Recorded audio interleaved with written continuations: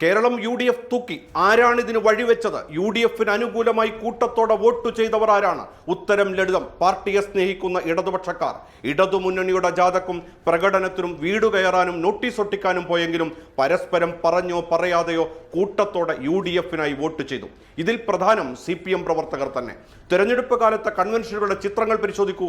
എണ്ണാമെങ്കിൽ എണ്ണിക്കോ എന്ന തരത്തിൽ ആൾക്കൂട്ടം. പക്ഷേ വോട്ടെണ്ണിയപ്പോൾ കാണാനില്ല. ഇതിന് കാരണമായി പറയുന്നത് പാർട്ടിയെ സ്നേഹിക്കുന്നവരും ഭരണത്തെ സ്നേഹിക്കുന്നവരുമായി രണ്ടായി പാർട്ടി പ്രവർത്തകർ മാറിപ്പോയെന്ന. അപ്പോൾ പാർട്ടിയെ സ്നേഹിക്കുന്നവർ വിജയിച്ച തെരഞ്ഞെടുപ്പാണിതെന്ന് നിസ്സംശയം പറയാം. അല്ലാതെ UDFന് വല്ലാതെ ജനപിന്തുണ വർദ്ധിച്ചതുകൊണ്ടല്ല.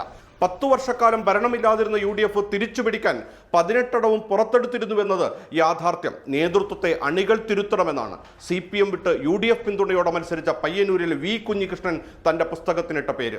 നേതൃത്വത്തെ തിരുത്തണം എന്നത് അണികൾ ഒരു ആഹ്വാനം പോലെ ഏറ്റെടുത്തുവെന്നാണ് കണ്ണൂരിലേത് മാത്രമല്ല സംസ്ഥാന വ്യാപകമായുള്ള തെരഞ്ഞെടുപ്പ് ഫലം വ്യക്തമാക്കുന്നത്. CPMന്റെ ഉരുക്കുകോട്ടകൾ വരെ ഇളകി തകർന്നു. ഏത് പ്രതിസന്ധി ഘട്ടങ്ങളിലും CPMനെ കൈവിടാതിരുന്ന പയ്യന്നൂരും തളിപ്പറമ്പും വരെ തോറ്റത് ഉദാഹരണം. മഹാഭൂരിപക്ഷത്തിന് ജയിച്ച മണ്ഡലങ്ങളിൽ പോലും കിട്ടിയത് ശുഷ്കമായ ജയം.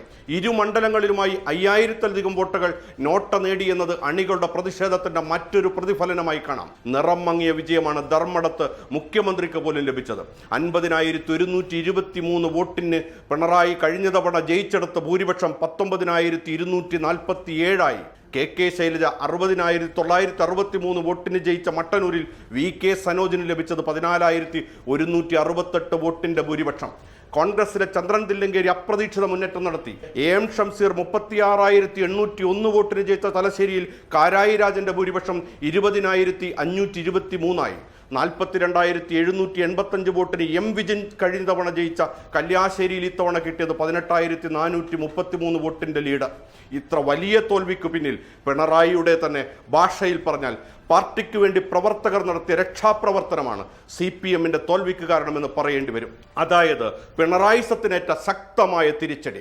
പാർട്ടിയുടെ കേഡറും പ്രവർത്തകരും തന്നെ പാർട്ടി നേതൃത്വത്തിനെതിരെ തിരിഞ്ഞു.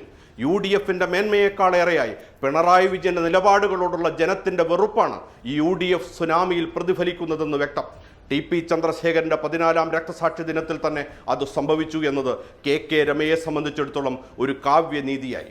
വോട്ടെണ്ണൽ പുരോഗമിക്കവെ KK രമ ഫേസ്ബുക്കിൽ കുറിച്ചതിങ്ങനെ: പിന്നിട്ട 6 റൗണ്ടുകൾ മതി കേരളമേ, ഇതു മതി, കുലം കുത്തി എന്ന് ചാപ്പയടിച്ച് കൊല്ലാൻ ആഹ്വാനം ചെയ്തവൻ പൊള്ളുന്ന വെയിലത്ത് നഗ്നനായി നിൽക്കുന്ന കാഴ്ച കാണാൻ ഒരു വ്യാഴവട്ടക്കാലത്തിന് ശേഷം ചന്ദ്രശേഖരന് കഴിഞ്ഞു. രാഷ്ട്രീയ കേരളത്തിന് അഭിവാദ്യങ്ങൾ എന്നാണ് കുറിപ്പ്. പാർട്ടിയെ രക്ഷിക്കാൻ ഈ ബാധയെ അകറ്റാൻ ഇങ്ങനെ ഒരു ഷോക്ക് ട്രീറ്റ്മെന്റ് നൽകണമെന്ന് കരുതിയിരിക്കണം. കണ്ണൂരിലെ പാർട്ടി ഗ്രാമങ്ങളിലും ശക്തി കേന്ദ്രങ്ങളായ ആലപ്പുഴ, കൊല്ലം, ഇടുക്കി ജില്ലകളിലും ഇങ്ങനെ ഒരു തിരിച്ചടി ഒരിക്കലും ഉണ്ടാകുമായിരുന്നില്ല. അവസാനം കടക്കുപുറത്തെന്ന് പാർട്ടി പ്രവർത്തകർ തന്നെ പറയേണ്ടി വന്ന അവസ്ഥ. ധർമ്മടത്ത് പോലും പിണറായി വിജയന് വിയർത്ത് കുളിക്കേണ്ടി വന്നതും നാം കണ്ടു. ചത്തതിനൊക്കുമേ ജീവിച്ചിരിക്കലും എന്നതുപോലെ തോൽവിക്ക് തുല്യമായ ജയം കൊണ്ട് തൃപ്തനാകേണ്ടി വന്നു. അമ്പലപ്പുഴയിൽ G സുധാകരനും പുറത്തു വന്ന് പാർട്ടിയുടെ ധാർമ്മികത തകർച്ചയുടെ കഥകൾ പറഞ്ഞപ്പോൾ പോലും പാർട്ടി നേതൃത്വത്തിന് തലയിൽ വെളിച്ചമുദിച്ചില്ല. അഖിലേന്ത്യാ നേതൃത്വം മുതൽ പിണറായി വിജയന് മുന്നിൽ മുട്ടിലെഴയുന്നതാണ് അണികൾ കണ്ടത്. UDF നേതാക്കൾ പോലും 85 സീറ്റിനു മേൽ പ്രതീക്ഷിച്ചിരുന്നില്ല. പൊതുജന വികാരം ഭരണവിരുദ്ധ വികാരമായിരിക്കുമെന്ന് മാത്രമേ കരുതിയിരുന്നുള്ളൂ. ഇത്രയേറെ വെറുപ്പ് ജനങ്ങളിൽ ഉണ്ടായിരുന്നുവെന്ന് ബോധ്യമാകുന്നത് ഇന്നലെ വോട്ടെണ്ണൽ തുടങ്ങിയ ശേഷമാണ്. അങ്ങനെ മന്ത്രിസഭയിലെ മിക്കവരും തോറ്റമ്പി. തെരഞ്ഞെടുപ്പ് വിജയത്തിന് ശേഷം ചാണ്ടിയുമ്മൻ ഫേസ്ബുക്കിൽ കുറിച്ചതിങ്ങനെ: നമ്മൾ ജയിച്ചു അപ്പ.